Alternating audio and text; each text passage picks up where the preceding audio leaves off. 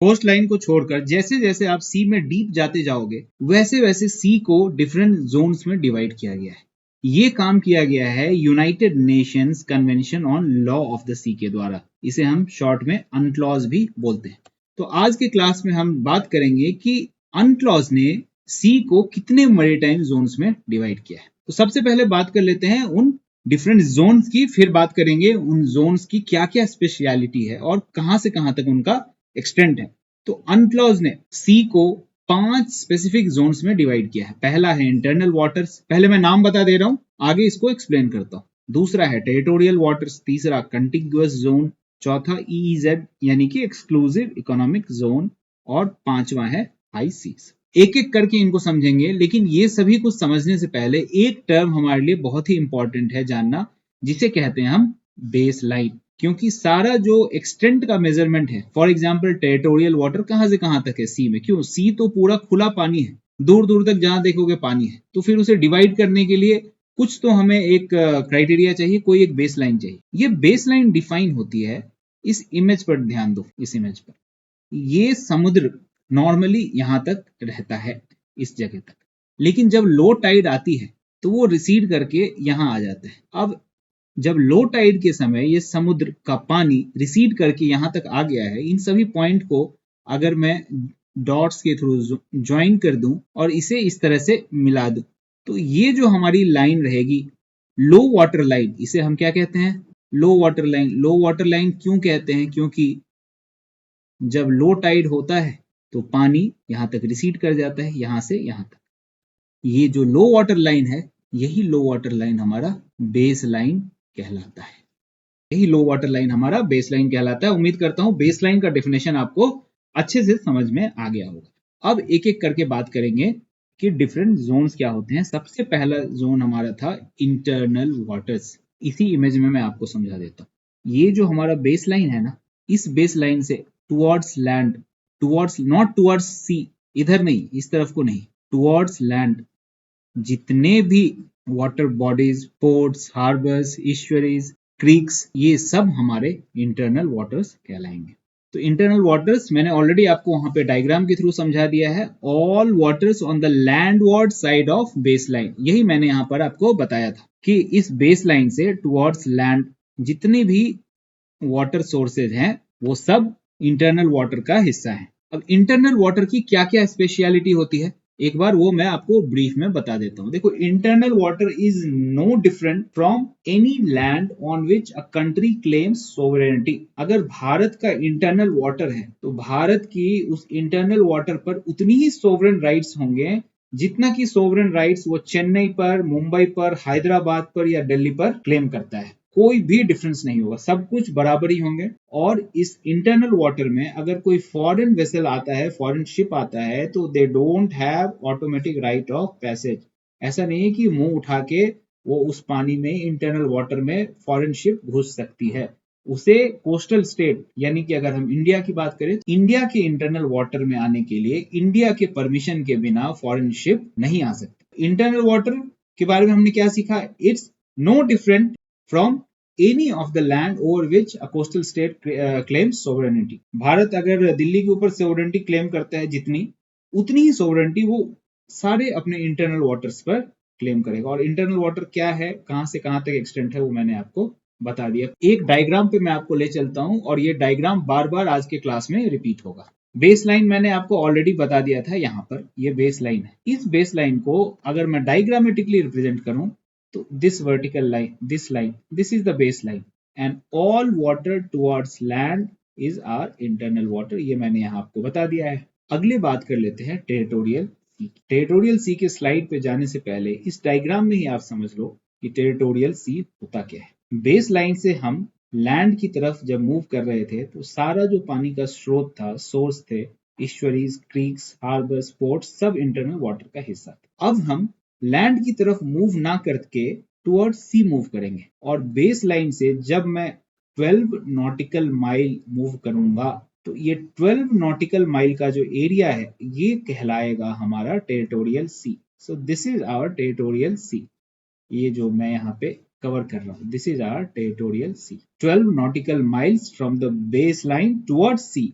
ये base line है, यहाँ से 12 nautical miles toward sea. 1 nautical mile is रफली इक्वल टू 1.84 किलोमीटर, ये आप ध्यान रखना। अब चलते हैं टेरिटोरियल सी के स्लाइड पर, वहां पे क्या सोवरेंटी राइट्स हैं और क्या स्पेशल कंडीशन है कोस्टल स्टेट के। तो टेरिटोरियल वाटर्स जैसा कि मैंने आपको बताया, it extends up to 12 nautical miles outwards from base line, मतलब बेस लाइन से सी की तरफ 12 नॉटिकल माइल तक इसका एक्सटेंड रहता है। यहां पर भी जो कोस्टल स्टेट है उसकी सोवरेंटी जैसी इंटरनल वाटर में थी ठीक वैसी ही होगी, हूबहू वैसी होगी, बस एक ही अंतर होगा। वो अंतर क्या है? इंटरनल वाटर में हमने देखा था फॉरेन वेसल को इनोसेंट राइट ऑफ पैसेज नहीं था। अगर आप कोस्टल स्टेट को नुकसान नहीं भी पहुंचाना चाह रहे हो, फिर भी कोस्टल स्टेट के बिना परमिशन के आप इंटरनल वाटर्स में नहीं आ सकते। फॉर एग्जाम्पल, अगर ये इंडिया का कोस्ट है और ये इसका इंटरनल वाटर है, तो इस इंटरनल वाटर में कोई भी फॉरेन शिप नहीं आ सकता है। लेकिन यहां से 12 नॉटिकल माइल तक ये टेरिटोरियल वाटर्स हैं। इस टेरिटोरियल वाटर में फॉरेन शिप्स आ सकते हैं, लेकिन सारे फॉरेन शिप्स नहीं, वही फॉरेन शिप जो इनोसेंट पैसेज कर रहे हो। इनोसेंट पैसेज का मतलब these ships should not have any intention to do any harm or pose any harm to coastal state। वहां पे वो इलीगल इमिग्रेंट्स को लेके नहीं आनी चाहिए, वो कोई आतंकवादी हमला करने के लिए नहीं आनी चाहिए। इनोसेंटली अगर they just want to pass through that water, they have right of innocent passage. यही डिफरेंस है इंटरनल वाटर और टेरिटोरियल वाटर। टेरिटोरियल वाटर में foreign ships have right of innocent passage, internal waters में they don't have right. Other than this, there is absolutely no difference in sovereignty exercised by coastal state in territorial waters. साथ ही साथ territorial water में सिर्फ water के ऊपर jurisdiction नहीं है। Coastal state have jurisdiction on sea bed, the subsoil beneath it and air space above the territorial sea. इन सब पे, सिर्फ पानी पे नहीं। फिर से मैं एक बार आपको डायग्राम पे ले चलता हूँ। ये जो टेरिटोरियल सी का एरिया है, ऐसा नहीं है कि ये सिर्फ पानी ऊपर की जो सतह है इस पर सोवरेंटी क्लेम करता है कोस्टल स्टेट। इसके नीचे जो सी बेड है, उसके नीचे जो सब सॉइल है, और इस वाटर के ऊपर जो एयर स्पेस है, इन सब पे सोवरेंटी क्लेम करता है coastal state. So territorial sea के ऊपर जो एयर स्पेस है, as well as internal sea के ऊपर जो एयर स्पेस है, that is national air space and it's sovereign jurisdiction of coastal state. अब बात कर लेते हैं हमारे तीसरे मैरीटाइम जोन की। तीसरा मैरीटाइम जोन मैंने यहाँ पे क्या बताया था? देखो, इंटरनल वाटर हो गया, टेरिटोरियल वाटर हो गया, we move on to contiguous zone. वापस डायग्राम पे आता हूं मैं, और डायग्राम में आपको दिखाने की कोशिश करता हूं कि कंटिगुअस जोन क्या है। बेस लाइन से, यहां से जब हम 12 नॉटिकल माइल टुवर्ड्स सी मूव हमने किया था, तो that 12 nautical mile area was territorial सी। अब टेरिटोरियल सी जहां पे खत्म होता है, यानी कि यहां से अगर मैं 12 नॉटिकल माइल और आगे जाऊं, तो ये जो हमारा एरिया है, ये area, this is contiguous zone. अब अगर आपको मैप पे ये चीज समझ में आ गई है, तो मैं एक बार और स्लाइड पे लेके चलता हूं और कंटिगुअस जोन में सोवरेंटी का क्या स्टेटस है कोस्टल स्टेट का, उसके बारे में आपको समझाता हूं। तो जैसे मैंने आपको बताया, contiguous zone is 12 nautical mile further seaward past the 12 nautical mile territorial C limit. यानी कि बेस लाइन से 12 नॉटिकल माइल टेरिटोरियल सी लिमिट है, और टेरिटोरियल सी लिमिट से एक और 12 नॉटिकल माइल में अगर समुद्र की तरफ आगे चला गया, तो वो हमारा कंटिगुअस जोन हो गया। ये आप समझ गए। अब इंटरनल वाटर में फुल सॉवरेंटी थी, टेरिटोरियल वाटर में भी फुल सॉवरेंटी थी, बट टेरिटोरियल वाटर में क्या देखा हमने कि फॉरेन शिप्स को इनोसेंट राइट ऑफ पैसेज है। लेकिन जब हम कंटिगुअस जोन में आते हैं, तो coastal state does not have full sovereignty. यहां पर कोस्टल स्टेट को 4 स्पेसिफिक एरियाज में, in 4 specific areas, they have right to prevent and punish infringements। अगर इन 4 स्पेसिफिक एरिया में कोई ट्रबल क्रिएट करता है, कोई फॉरेन शिप या फॉरेन वेसल, तो उसको वो पनिश कर सकता है। वो एरियाज कौन कौन है? कस्टम्स, अगर कोई कस्टम लॉ को अवॉइड करने की कोशिश करता है, कोई स्मगल करके सोना भारत में लाने की कोशिश करता है, उस पर वो कस्टम ड्यूटी इंपोज कर सकता है। अगर कोई अनटैक्स एंटिटी वहां से पास कर रही है जहां पे भारत में टैक्स लगाया जाना चाहिए, तो उसे वो टैक्स कर सकता है। इमिग्रेशन लॉ को वायलेट कर रहा है, कोई इलीगली इंडिया में इमिग्रेट करने की कोशिश कर रहा है, उसे रोक सकता है। साथ ही साथ सैनिटरी लॉज को वो इम्प्लीमेंट कर सकता है, यानी कि वहां सी को अगर वो अनहाइजीनिक बना रहा है, मरीन इन्वायरमेंट को खराब कर रहा है, उसे वो प्रिवेंट एंड पनिश कर सकता है. But other than these four specific area, coastal state do not have full sovereignty in contiguous zone. So this is the major difference between contiguous zone and territorial sea. तो जैसे ही हम territorial सी limit से आगे आए कंटिग्यूअस zone में, तो हमने देखा कि there is a substantial depreciation of sovereign rights exercised by coastal state. एक और डिफरेंस है टेरिटोरियल सी और कंटिग्यूअस जोन के बीच में. पहला डिफरेंस हमने देख लिया. दूसरा डिफरेंस ये है, टेरिटोरियल सी के केस में मैंने आपको बताया था कि कोस्टल स्टेट की जो सोवरेनिटी है, it is not restricted to sea water surface, it extends to sea bed and subsoil beneath it, and it's also extended to airspace above it. यानी कि टेरिटोरियल सी का जो एरिया था उसका एयर स्पेस भी फुली सोवरेन रीजन है coastal state का.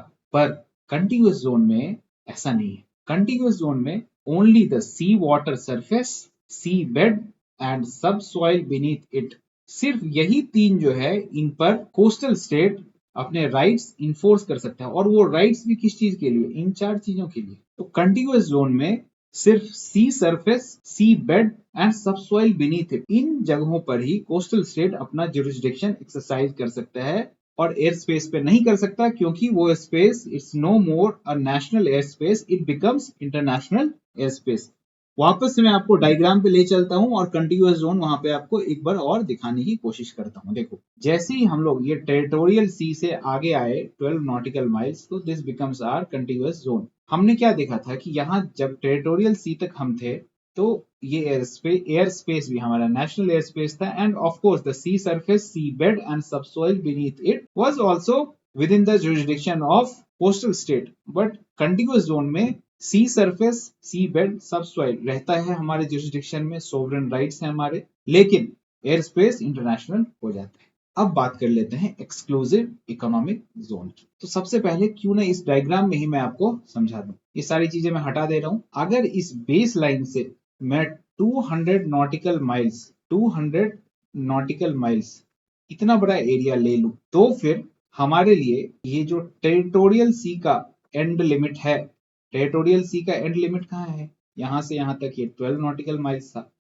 सो from 12 nautical miles to 200 nautical miles, ये नॉटिकल माइल्स कहां से मेजर हुए हैं? Of course from base line. Base line से 12 नॉटिकल माइल से लेकर 200 नॉटिकल माइल के बीच का एरिया हमारा एक्सक्लूसिव इकोनॉमिक जोन रहेगा. ये यहाँ पे एरो के थ्रू मैप में ऑलरेडी आपके लिए बना रखा है. This area is exclusive economic zone.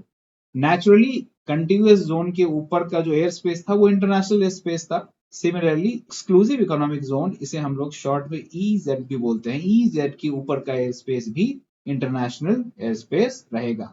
इसके अलावा EZ में कोस्टल स्टेट्स के क्या क्या राइट्स है, उसके बारे में बात करने के लिए मैं आपको वापस EZ के स्पेसिफिक स्लाइड पर ले चलता हूं. तो जैसा कि हमने देख लिया कि it extends up to 200 nautical miles from base line, और EZ का जो स्पेसिफिक एरिया है that is 12 nautical mile to 200 nautical mile.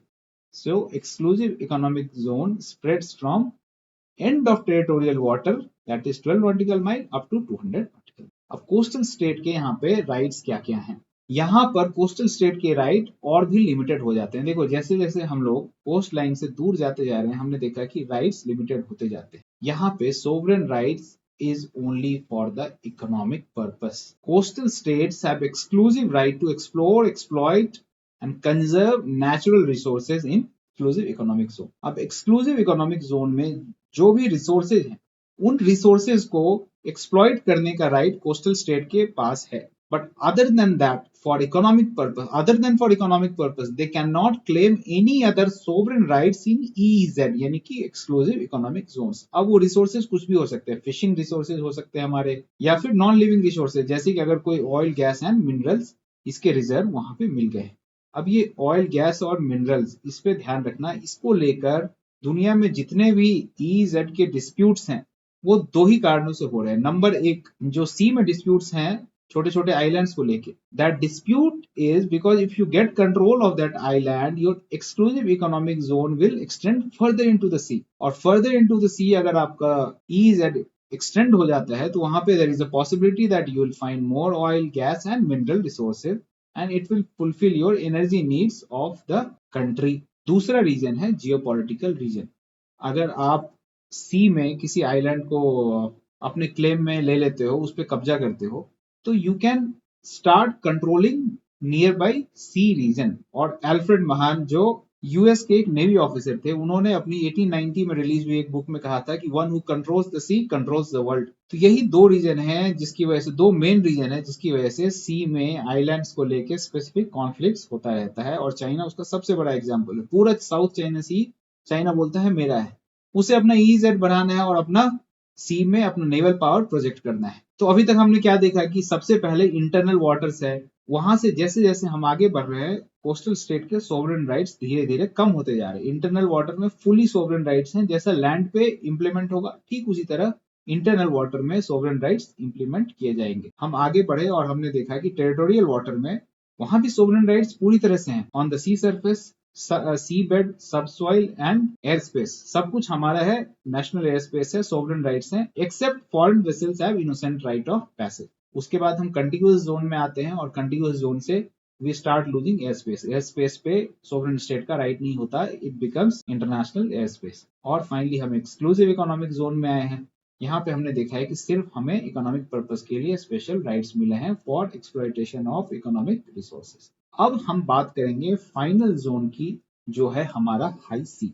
Of course high sea is the area from 200 nautical miles and beyond. इसको समझाने के लिए एक बार मैं वापस डायग्राम पे ले चलता हूं आपको। ये हमारा एक्सक्लूसिव इकोनॉमिक जोन यहाँ पर खत्म हो गया। This is 200 nautical miles from where, from baseline. अब इस 200 नॉटिकल माइल के आगे जो भी खुला सागर है, अथाह समुद्र, ये सब हमारा हाई सी कहलाएगा। हाई सी में क्या स्पेशल फीचर है, इसके बारे में एक बार बात कर ले। जैसे मैंने आपको बताया, high sea is the area lying beyond the outer limit of any countries EEZ। 200 nautical miles के बाहर जो भी अथाह समुद्र है वो सब हाई सी कहलाएगा। अब ये वाटर जो है, ये हाई सी का water, it's totally international water. No state, यहाँ पे ध्यान देना, no state can claim sovereignty over them, they are called global commons, ये सबके लिए है। And UNCLOS United Nations convention on law of the sea, it deems them open for all humanity. इस पे कोई भी सोवरेन राइट्स क्लेम नहीं कर सकता। किसी भी कंट्री का जहाज हो, वहां पे जहाज बोलने का मतलब शिप हो जो पानी में जा रहा हो, किसी भी कंट्री के शिप को वहां पे जाने की इजाजत है, किसी भी स्पेसिफिक कंट्री से परमिशन लिए बिना। साथ ही इसके ऊपर का जो एयर स्पेस है, obviously that's an international air space. तो अनक्लॉज ने मैरीटाइम जोन्स को internal water, territorial sea, continuous zone, EEZ and high sea में डिवाइड किया है। इन सभी में कोस्टल स्टेट्स के क्या क्या राइट्स हैं, किस तरह से हम लोग जब कोस्ट लाइन से आगे बढ़ते हैं तो सोवरेनिटी इरोड होती जाती है कोस्टल स्टेट की, इसके बारे में आज के क्लास में डिटेल में चर्चा की। अब इसका यूज हम लोग करेंगे अगले क्लास में, जब हम मैरीटाइम सिक्योरिटी के बारे में बात करेंगे। देखो, हमने लैंड सिक्योरिटी के बारे में ऑलरेडी पिछले क्लासेस में बात कर ली है, डिटेल में उसके बारे में समझ लिया, लेकिन मैरीटाइम सिक्योरिटी भी एक बहुत ही इंपॉर्टेंट मुद्दा है। इंडिया का कोस्ट लाइन 11,000 किलोमीटर से भी ज्यादा लंबा है, उसकी सिक्योरिटी में क्या क्या इशू हैं और इंडिया उसे किस तरह से टैकल कर रहा है, इसके बारे में अगले क्लास में जानेंगे। तब तक के लिए आप आज के क्लास में जो भी बताया गया है उस पर अगर कहीं भी कोई डाउट हो, कमेंट सेक्शन में पूछो। और कोई और टॉपिक अगर आप चाह रहे हो इंटरनल सिक्योरिटी GS3 से रिलेटेड जो मैं कवर करूं, तो उसे भी कमेंट सेक्शन में लिख के बताओ, वो टॉपिक जरूर मैं कवर करने की कोशिश करूंगा। मिलते हैं अगले क्लास में। जय हिंद।